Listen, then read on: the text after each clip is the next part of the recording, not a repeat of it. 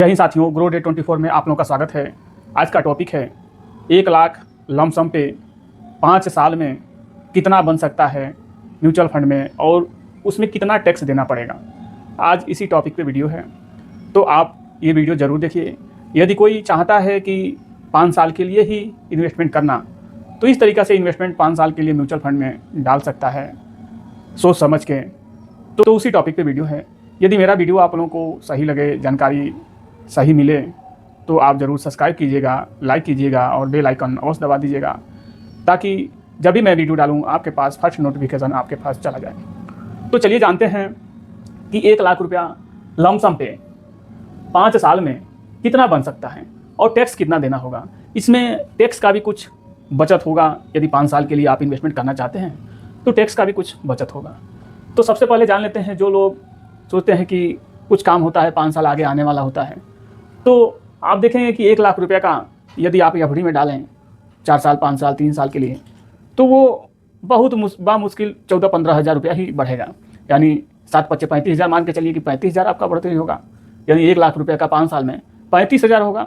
अगर कंपाउंडिंग देगा तो 40-45 हज़ार रुपया हो सकता है। लेकिन म्यूचुअल फंड में यदि आप सोचते हैं कि एक बार 1 लाख रुपये डाल दें और 5 साल बाद हमको काम है, 7 साल बाद काम है, तो इस तरीक़ा से चाहे तो आदमी कर सकता है। यहाँ से आप समझिए कि 1 लाख का 5 साल में 1,35,000 आप करना चाहते हैं कि इसी पैसे को आप डबल करना चाहते हैं, ये आपके ऊपर है।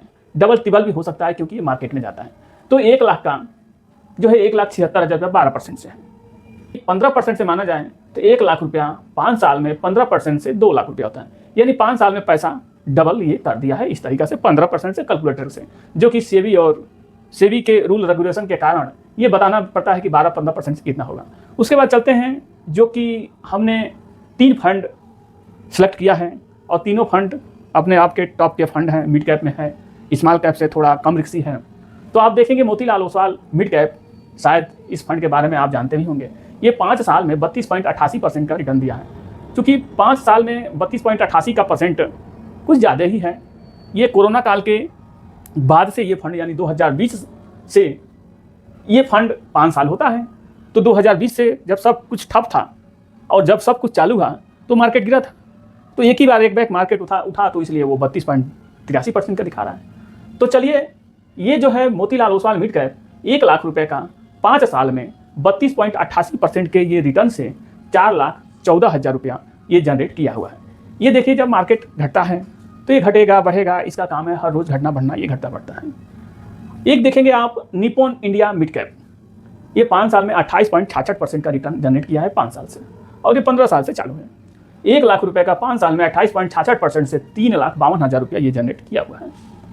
फिर एक HDFC बैंक का HDFC मिड कैप 5 साल में 28.4% का रिटर्न दिया है, और आप देखेंगे कि 1 लाख का 5 साल में 28.4% से समझ के चलिए कि 3.5 लाख, 3,49,000, यानी 3.5 लाख रुपया ये बना चुका है। ये भी लगभग 3.5 लाख ये भी बना चुका है। ये 4 लाख बना चुका है। तो शॉर्ट टर्म में ही इसलिए परसेंटेज ज़्यादा दिखा रहा है। वही 15 साल, 20 साल, 16 साल होता तो ये परसेंटेज घट जाता। लेकिन ये सब मिड कैप में है तो अभी शॉर्ट टर्म है, इसलिए परसेंटेज ज़्यादा दिखा रहा है। तो यदि कोई चाहे कि 5 साल के लिए 1 लाख रुपया रखना चाहें तो इस तरीक़े से मान लीजिए आप यहाँ रखेंगे, एफडी में रखेंगे। यदि सपोज डेट सोचिए, एफडी में रखेंगे 1 लाख रुपया 5 साल के लिए, तो कितना होगा? 1,35,000 होगा। अब वही पैसा यहाँ रख रहे हैं तो आपका 1 लाख रुपया 4 लाख रुपये में कन्वर्ट हो जा रहा है। यानी 4 गुना पैसा आपको दे चुका है। ये मान के चलिए 3.5 गुना दे चुका है। ये मान के चलिए ये भी 3.5 गुना दे चुका है। लेकिन ये सब टॉप के फंड हैं।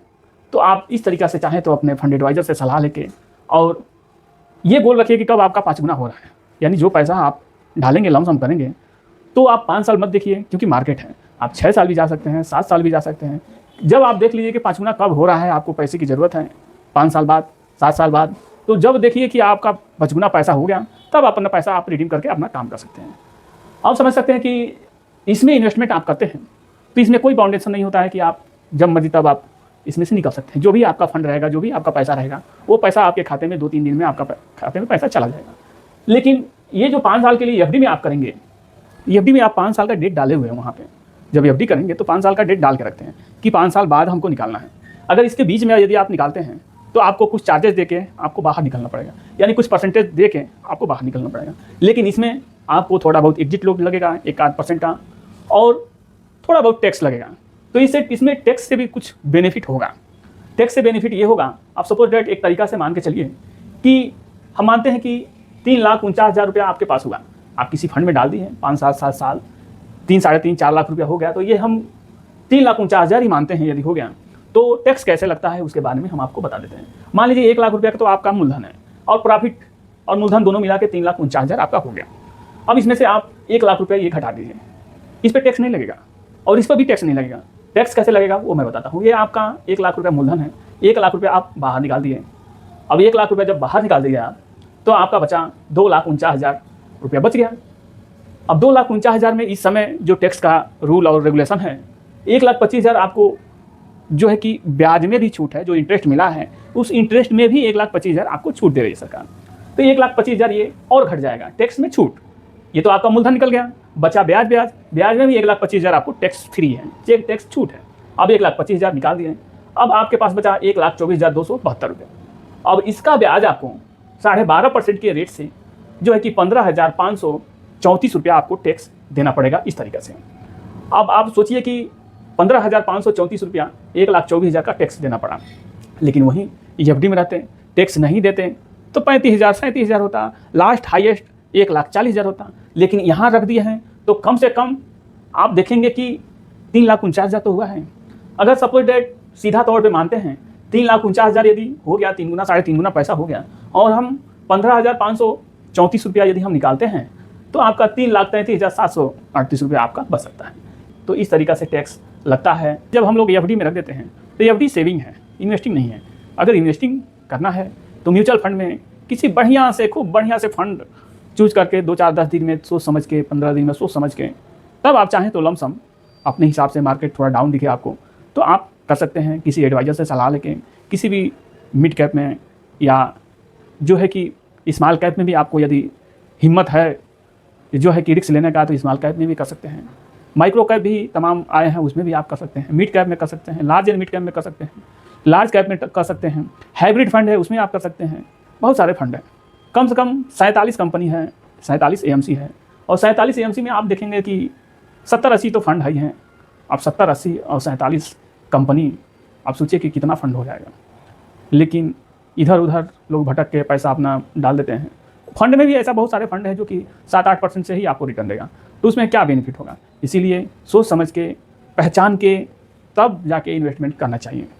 तो देखिए, यदि ये समझ में आ गया हो, यदि 5 साल के लिए आपको इन्वेस्टमेंट करना है, 5 साल बाद उस पैसे का काम है, तो आप इस तरीक़े से अपना पैसा रख सकते हैं और रख के 5 साल बाद अपना यूज़ कर सकते हैं। 6 साल बाद जब समझिए कि 5 गुना 4 गुना हो गया तो आप समझ लीजिए कि अपना काम बन गया भाई।